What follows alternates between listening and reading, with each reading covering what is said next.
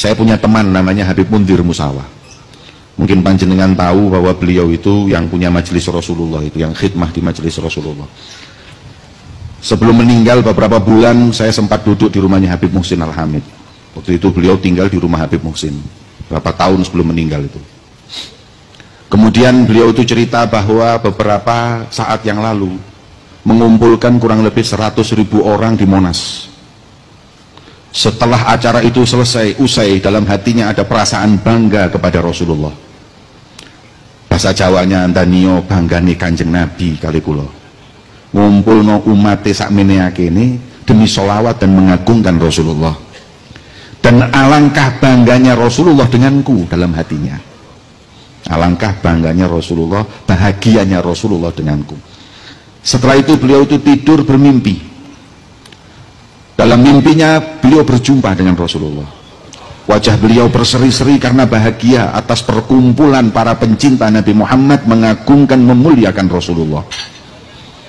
Akhirnya melihat wajah yang berseri-seri terus, Habib Mundir bertanya kepada Rasulullah, "Ya Rasulullah, apakah kau bahagia dengan perkumpulanku tadi malam?" Maka beliau Rasulullah menjawab, "Aku bahagia." Majelis seperti ini membuat bahagia hati Nabi Muhammad. Kemudian Habib Mundir bertanya, "Ya Rasulullah, siapa yang paling membuatmu bahagia?" Dalam hati Habib Mundir tanya seperti itu, kepingin namanya disebut. Karena beliau yang memegang kendali semuanya.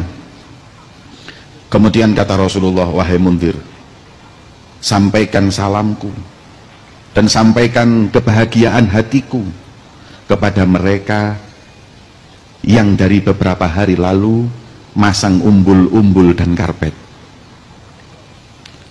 Mereka tidak disebut, tidak diagungkan, tapi mereka lebih capek dari yang di panggung, lebih capek dari yang ceramah.